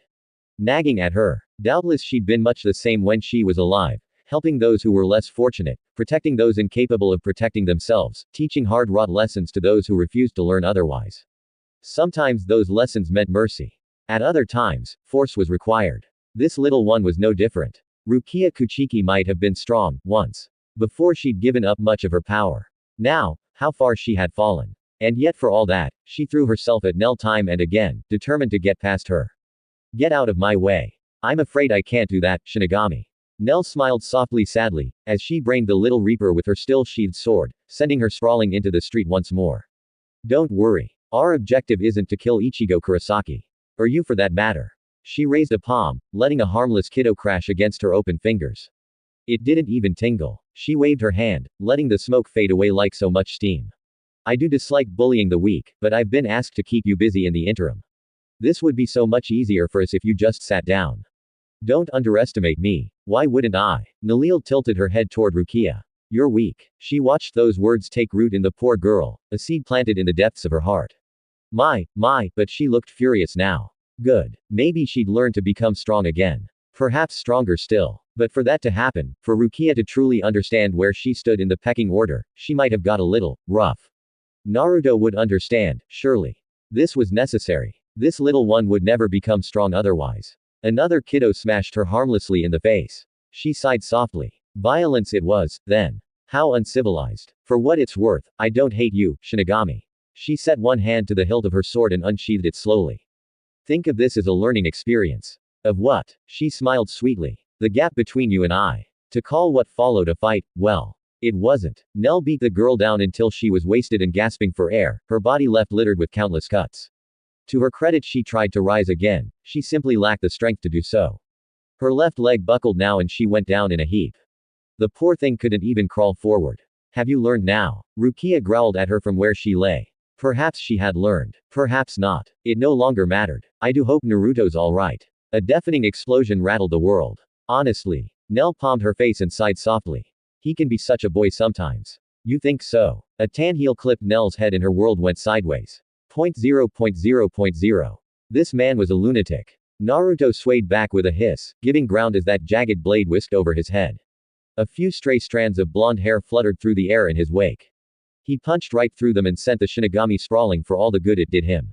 He tumbled away and came up swinging again. It wasn't at all like fighting Aizen, that one was slippery, but he at least had a rhyme and reason for everything he did. But this man, this Kenpachi Zaraki, he didn't care for a reason. Not for words nor wounds or the difference in their strength, not anything beyond battle. That made him damn hard to predict, and it didn't help that was actively trying not to kill him. The same couldn't be said for this crazed Reaper. He just kept advancing, and he was getting stronger. Slowly but surely, for every wound he inflicted he got a little better, a bit faster. It wasn't enough to best him, but he was starting to notice all the same. For all the fire in him, the madman refused to stay down. He was relentless. Ordinarily he would have respected that, the determination to never give up. Now, not so much. Is this what it's like to fight me? Yes. Just more bloodthirsty. Who you talking to, Hollow? None of ya business. He decked him in the face only for the Reaper to rush in and swipe at him with his sword. No form, no substance. He just swung the blade around like a metal bar. A very dangerous bar and one he wanted to avoid at all costs. He doubted the man could cut him, but he could probably still hurt him. Impact and momentum were a hell of a thing. This couldn't go on. At this rate, he would have to kill this man. He didn't want to. He really, truly didn't. But if this continued, 0.0.0.0. A good fight. For the longest time, it was all he sought. Pretty much the only thing Zaraki Kenpachi had ever wanted, really. Someone strong for him to fight. No need to hold back, a chance to truly cut loose and wage war with all his might. Wasn't that what he wanted? No, maybe that wasn't quite right. A fight was good and all, but he craved more. A rival. Someone to push him to the edge and beyond. Someone he could fight again and again and again. A fighter who wouldn't snap like a stick. Well, he'd finally found one. And surprise surprise, it wasn't a Shinigami but a Hollow. This bastard was different from the rest. For one, it almost looked human, not that he cared about that bit. More importantly, it didn't die one hit. I said, get off of me. A boot barreled into his chest, sending him skidding backward. His blade bit down in the street, spraying sparks as it killed his momentum. His head snapped up, the barest beginning of a grin tugged at the corner of his mouth. Now that's more like it. Damn good thing Yakiru had jumped off his shoulder. Now he could fight without having to worry about her. Because that damn Hollow was getting up again and he didn't look happy. Whoever you are, he growled, dusting himself off, I don't have time for you. I've had enough. This ain't a warning, this is a promise. Buzz off. Or else. Promises. He wasn't going anywhere. Ain't ya gonna draw your sword? Don't get one. The Hollow shrugged. Don't need one either. Not for you. Ha. Bastard. Let's see. A fist shot out and smashed hard into his ribs, producing a startled grunt. Momentum caught up with him a moment later to launch him down the street. He was still hurtling through the air when a golden meteor crashed down from the heavens, stomping him into the asphalt in a shower of dirt and dust. Anyone else would have been worried. Maybe even wounded. Not him. Give up. A sandal-clad foot stomped on his windpipe. Or so help me, I'll knock you out. Never. Zaraki laughed at him. The blonde balked. That moment of hesitation cost him. He almost didn't see his jagged blade sweep out the smoke. The Hollow dodged aside out of reflex more than anything else. The moment he did, he stopped putting pressure on his throat. Dumbass. You didn't give your enemy a chance to breathe, not even for a second. Just how green was he? Kenpachi made him pay for it, grabbed him by the ankle, and whipped him headfirst into a building. Real shoddy construction. Damn thing crumbled like a house of cards around the Hollow, swallowing his prey whole. Zaraki climbed to his feet, idly rubbing his neck as he did. Good. He could still breathe. Damn thing hurt like a bitch and he'd have a nasty bruise there come tomorrow, but beggars couldn't be choosers. Disappointment warred with excitement in his head, and the former won out when his foe didn't emerge.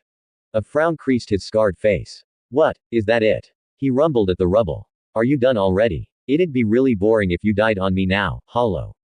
You're afraid this fight will be boring. A low, muffled growl reverberated with the depths of the debris. I'll spice it up for ya then. The wreckage erupted. No other word for it. Stones blasted in every direction, some even flew his way.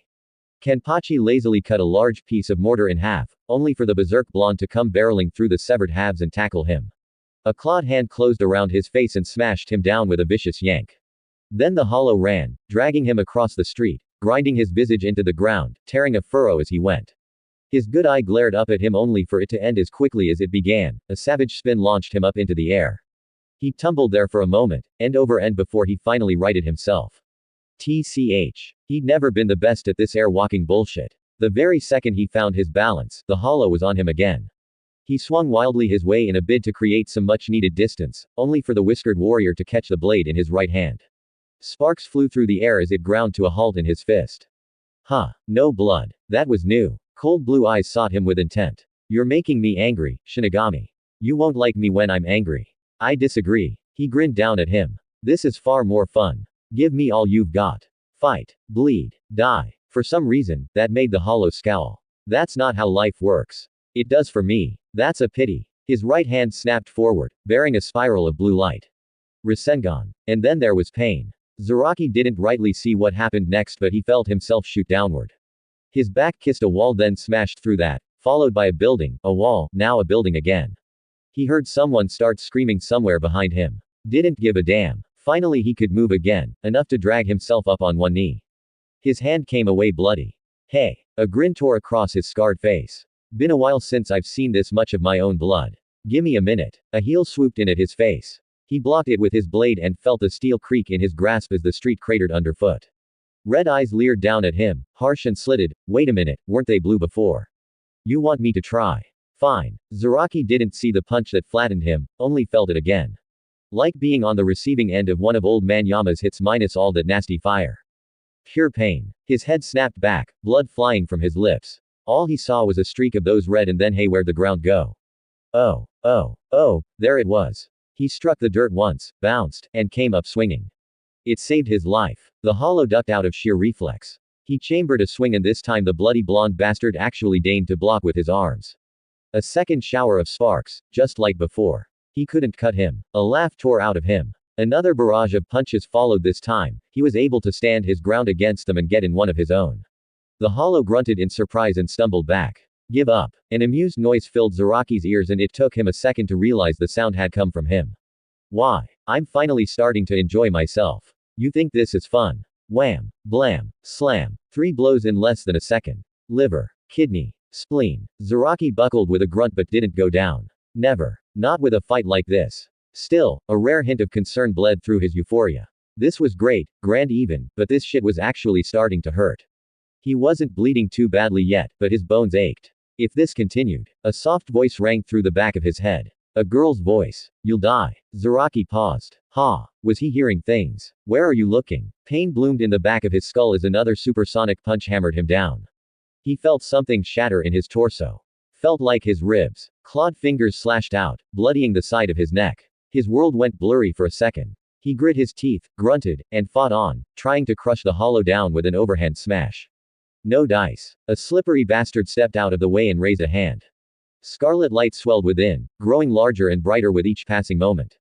What happened? He shouted over the rising hum. You were talking all that good shit a second ago. Red light blazed before his vision. He recognized it. Sero. Cut it. Kenpachi braved his blade with 2 hands out of pure instinct. It saved his life. A torrent of red light parted on either side of him as the Sero slammed into him full force. The heat seared his skin, threatening to cook him where he stood. A growl boiled in his lungs. He felt his sleeves smolder away in the blast alongside a good bit of his robe. It didn't matter. He just had to cut it. Simple as that. A roar ripped through his throat and he followed through, severing the blast in half. It rushed past him unabated. Smoke sprayed across his vision as the blast devastated the buildings around him. Gasping for air, he crashed down to a knee to catch his breath. He didn't feel tired. If anything, he felt great. He'd never been more alive. That's right. Remember. There it was, that damn voice again. Surpass your limits. Get stronger. Better. The hollow surged out of the smoke for him again. This time, he was ready for him. He ripped, took one hand from his sword's hilt and decked him right in the nose. A startled grunt greeted him. He grinned and spun, then swung down with both hands. Whether through arrogance or blind bloody luck, the hollow didn't get out of the way in time. Blood sprayed through the air. Too shallow. Kenpachi knew it the moment the hollow touched a hand to his shoulder and frowned. All right, he allowed, flexing his wounded arm. You're one determined bastard, I'll give you that. I'm gonna have to try now, ya know. He'd been holding back too. Could this day get any better? Yes, excellent. Laughter bubbled out of Zaraki, dark and exultant, a deep, raucous laugh swelling through the air. I haven't had this much fun in ages. He raised his head, lone eye blazing a bright shade of gold. What did you say your name was, Hollow? Naruto. Turning his head aside, the Hollow rolled his wounded shoulder once. He couldn't quite keep the smile from his face, either. Uzumaki Naruto. And don't call me a Hollow.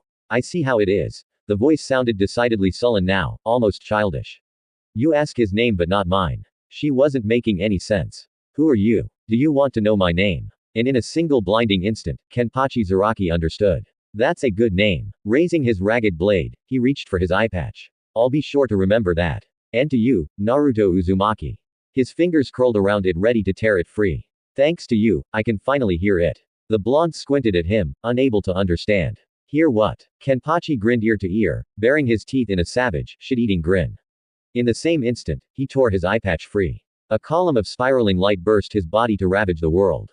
2 words tore forth his lips, a declaration for all the world to hear. Drink. Nozarashi. A cause to fight for. Ha. Zaraki Kenpachi laughed. He laughed some more, laughed to high heaven, a great full-throated bellow of mirth he hadn't made since he was a child. Palming his face with one hand, he doubled over and continued to cackle, shoulders shaking, throat aching, until finally his eyes watered and his lungs burned. Why did he laugh, you ask? It was simple. You see, Zaraki was happy. Absolutely giddy really. No, scratch that, he was downright delirious with glee. He was enjoying himself, truly enjoying himself as he hadn't in a long while, perhaps the first time in centuries. Because this was a fight. Better yet, he felt stronger. Like he'd broken down an invisible wall he'd never known existed until now. Somehow he knew this wasn't his peak. Not quite, not yet, nowhere near it, and still he couldn't help but laugh. So this was his Shikai. He considered the blade and slung it over his shoulder. The damn thing was big. Not that he minded. It felt light as a feather, like he'd found an old friend he never knew he had lost. Speaking of friends, oops. With a rueful grimace he looked back to the road, idly regarding the devastation he'd wrought there. In all fairness, he really hadn't meant to swing that hard. He'd carved a canyon in the street with his sword's release, mowing down his foe with it to kick up a cloud of dust and smoke. Oi, Hollow. He bellowed into the haze. Don't tell me that killed you. You're not half bad. Fresh laughter arose from the fog to answer him. I actually felt that, you bastard. The shroud cleared to reveal that damn Hollow Naruto, wearing a merry grin as he strode forth, clutching the bloody stump of his right arm. Hey, bastard looked as happy as he felt. And that stump of his wasn't a stump for long. It regrew as he looked on, flesh and bone sprouting from the ruin of his elbow in an instant. Only the bloody stain on his torn sleeve remained. High-speed regeneration, huh? The Shinigami shouldered his sword with a smile. You're just full of surprises. What can I say? The Urankar raised both arms in a shrug. I'm hard to kill. Good. It would be boring if he died easily. You know, he flexed his restored limb with a hum and began rolling his shoulder in a lazy circle. I oughta thank you. Sure, it's my fault for trying to tank that attack back there, but I'd almost forgotten what pain, actual real pain feels like. A hand rose, fingers lazily clenching into a claw. So thanks again, for reminding me. Keeps me honest. Red light gathered in his palm with a sonorous hum. Let's see what the new sword of yours can do. A Sero burst forth from his fingers. Zaraki met the Sero head on with his blade. He cut it. Right down the middle. Just like that. Nozarashi slammed down and the Sero parted like so much water wound it. The blast split before him, severed halves searing past to demolish a pair of abandoned buildings on the block behind him.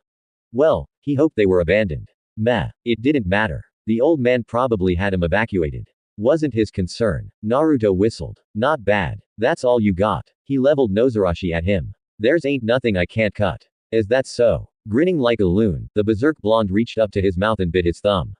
Let's see you slice through this. Blood swirled from the mangled digit and pooled in the air between them, manifesting itself in the ghastly shape of a strangely familiar spiral. Before his very eyes, red light became a brilliant blazing blue. Sapphire sparks scrawled through his air, mixed with the crimson flowing forth from his hand, growing larger and more powerful with each passing second. An ominous keening noise rose in the air. Unable to withstand it, the street began to crumble and rise around them, reacting to the sheer force of the blast he was conjuring. Now what did Nell call this again? Oh, right. Naruto's wide grin practically split his face.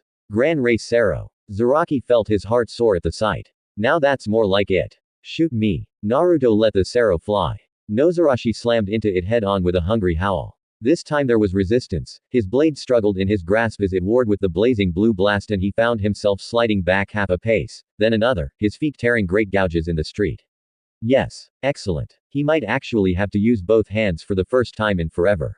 A palm settled on his back. Kenpachi stiffened, looking over his shoulder. I'm sorry, Naruto beamed back at him oh so very innocently, hair lofting in the maelstrom around him. Were you under the impression that I was going to play fair? With a cheeky grin, the blonde bastard shoved him forward into the blast and vanished. The brat's Saro swallowed him whole, smoldering away his sleeves and burning him badly. His world faded to black.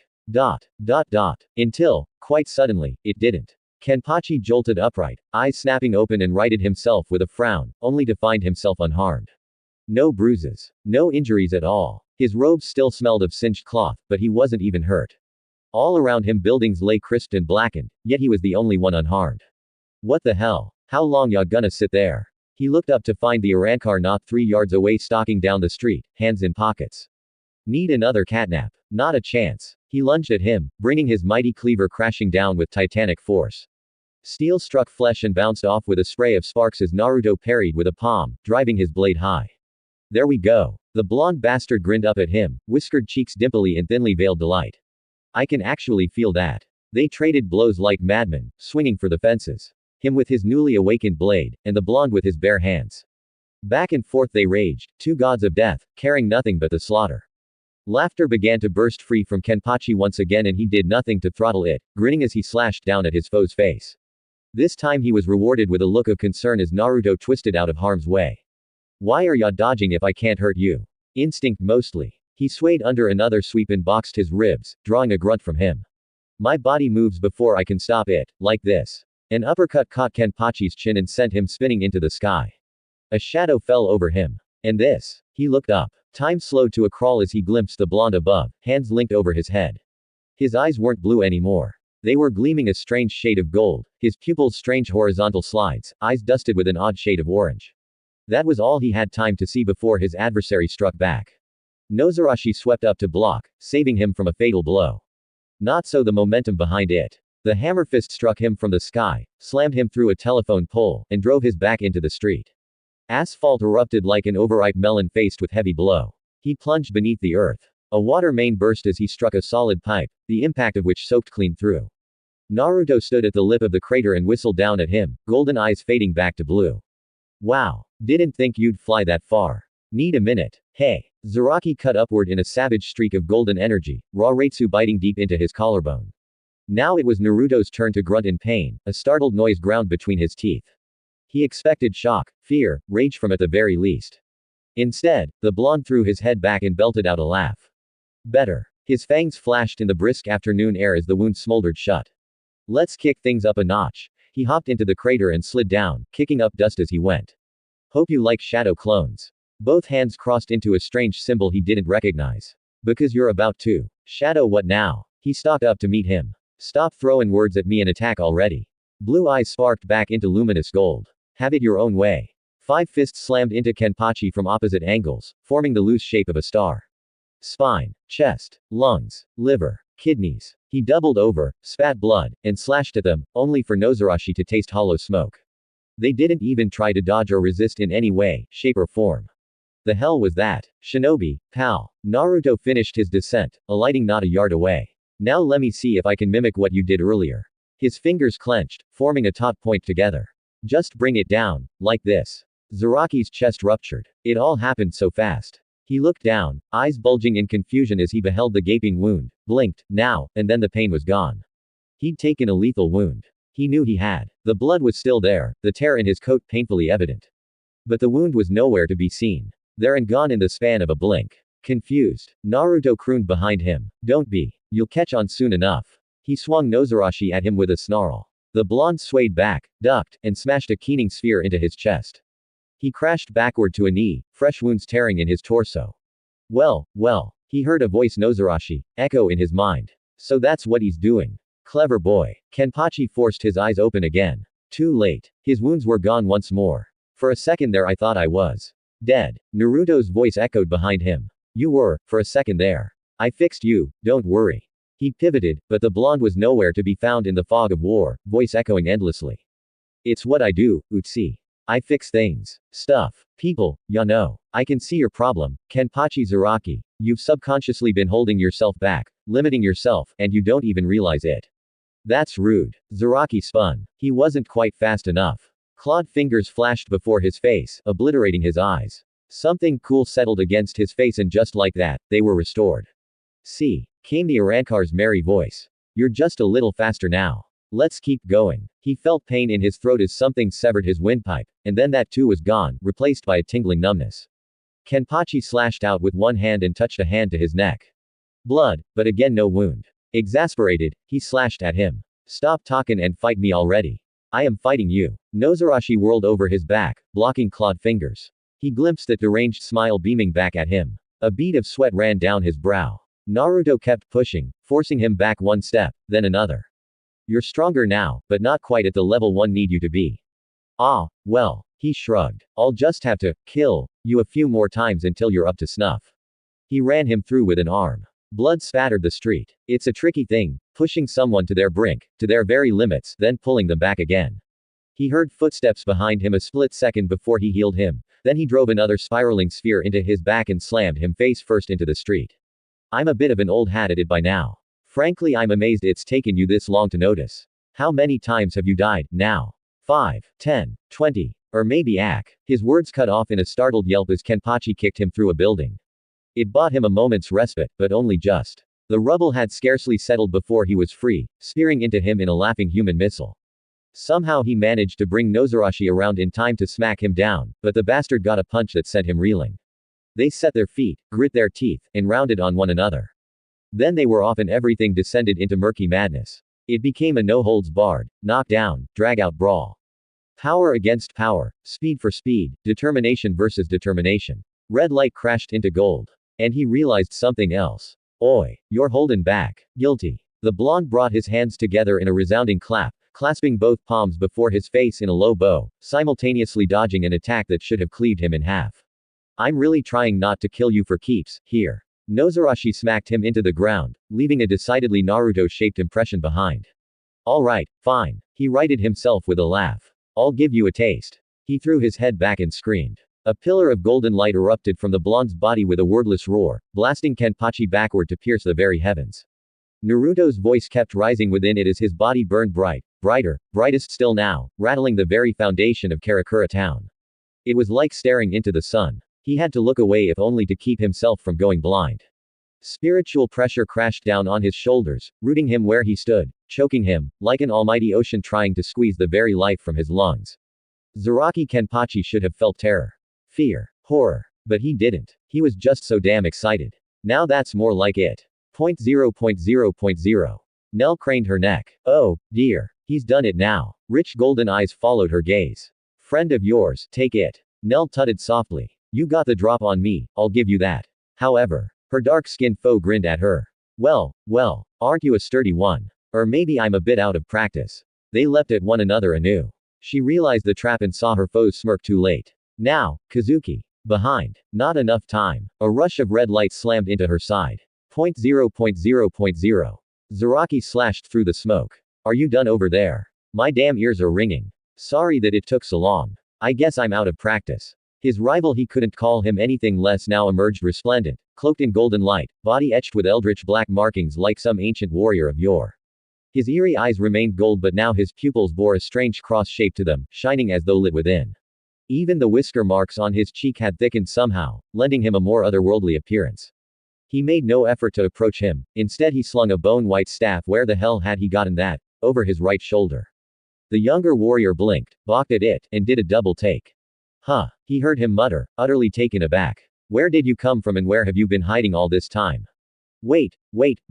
His head shook side to side, as though he were arguing with some inner voice only he could hear. If I have you, does that mean I really died after all? Oi. Kenpachi raised a hand, feeling strangely sorry for him. You alright, there? Sorry. Naruto looked back at him, grinning. I think I just had my worldview shattered and I'm about to have an existential crisis. Come on, then. He crooked a finger at him. Hurry up and attack me before I freak out. I didn't need to tell him twice. Nozarashi smashed into Naruto's chest with incredible force. And failed to penetrate his hide. It was a good slash. Naruto grimaced as it struck. The street splintered and the earth cratered underfoot as it wedged against his skin. And yet for all that the Arankar was neither wounded nor moved. He didn't seem all that surprised either. If anything, the kid looked almost disappointed. Naruto gazed at the blade. Frowned, just a little. Looking back at him now. Is that all you've got? He tilted his head as Nozarashi struggled in vain against his shoulder. Okay, then. He took hold of the Zanpakuto with his free hand and pushed it back.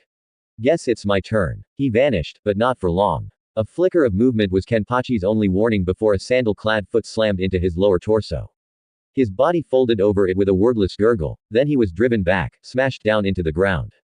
Velocity was vicious. Momentum, malevolent. The transformed Arankar rode him like a surfboard, drilling his back into the street, carving a fiery furrow in his wake. His ribs shattered, nearly every bone in his body broke outright and there wasn't a damn thing he could do. Nozarashi tumbled from his grasp. He couldn't find the strength to reach for her. One hit. Damn it. He'd beaten him with just one kick. Naruto hopped off him and nudged him once with his new staff. Satisfied, now. Kenpachi tried to raise his head, but he couldn't even manage that. Kill me, kid. You're not gonna get another chance. That beautiful white staff rose, and fell. Nah. Zaraki made confused Zaraki noises. Hell, I'm telling you to finish me off already. You won. That may be so, but I don't wanna kill ya. The golden light dimmed a little to reveal the smiling man beneath once more. You're a fun fella to fight, and I can tell you're really not a bad guy. So surpass your limits. Keep breaking them. Don't ever hold back, subconsciously or otherwise.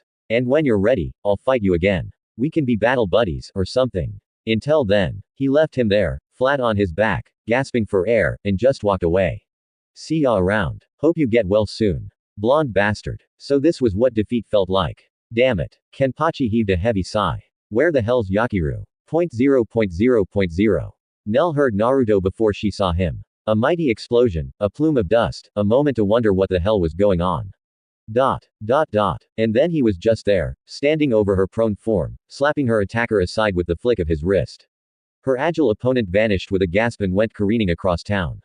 Nell found herself gasping a little as well when she rose, favoring her right side as she drew herself up onto her knees to behold him.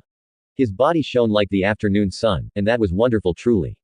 It was, yet in the same vein, she couldn't help but notice what he held in his hand. She saw the staff. His weapon, no more than that. Naruto had finally found his Zanpakuto.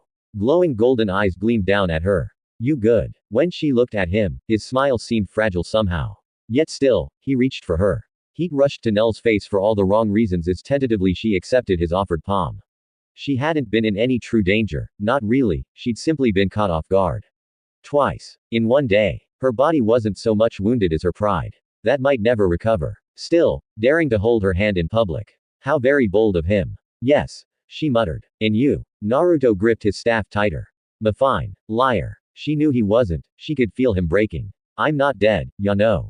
He'd insisted so bullishly on that, but there it was. His Zanpakuto, irrefutable proof of what he was. An Arankar. Exceptionally powerful perhaps, but an Arankar nevertheless. He couldn't be anything else. That was a lot to unpack, and he would need time to adjust, to heal. Certainly not here. Urahara fanned his face. My, you're certainly making a mess of things. Naruto rounded on him, warding his staff before him with one hand as one might a club. You hurt my friend. Maybe I should make a mess of you. Now. Her attacker dropped his fan and raised both hands. I think we've all had our fill of fighting today. Why don't we let bygones be bygones? You take care of your friend, and I'll take care of mine. Sounds fair. Fair. Naruto stepped forward and took a swipe at him, forcing the older man to duck away. You double-teamed my partner. I'll show you fair. Nell grabbed his shoulder and reeled him back before he could take another swing. Naruto, no. We didn't come here for this. His eyes blazed and she wondered if he would fight anyway. She wasn't strong enough to stop him. Fine. He heaved a sigh, then turned a rueful look on her. I need you to make a garganta, then. I don't know how to do that yet. Nalil was more than happy to do so. Anything that kept him from leveling this town to the ground. As you wish. Still holding his hand, she turned and touched a finger to the air. It split open at her touch to beckon them home. She stepped toward the impromptu gateway, tugging Naruto with her. He still hadn't stopped glaring gold daggers at his fellow blonde. Somehow she feared these two would have quite the spat in days to come. Nevertheless, she looked over her shoulder and gave one last parting shot. We will return, Shinigami. She stepped through the portal and Naruto with her before her companion could think to give a rebuttal. Kazuki heaved a sigh in their wake. I'm sure you will. Well, this is going to be a bit of a problem. His hat fluttered from his head and fell to the ground, split down the middle. Ever so slightly, Urahara's right eye began to twitch. You just had to murder my hat, didn't you? A muscle jumped in his jaw. This meant war. So friends, this was episode 1 of this exciting crossover adventure. If you enjoyed it and want episode 2 soon, make sure to like, share, and subscribe to the channel. Also comment down your thoughts. What do you think will happen when Naruto fully unleashes his shinobi abilities in this new world? I'll see you in the next episode.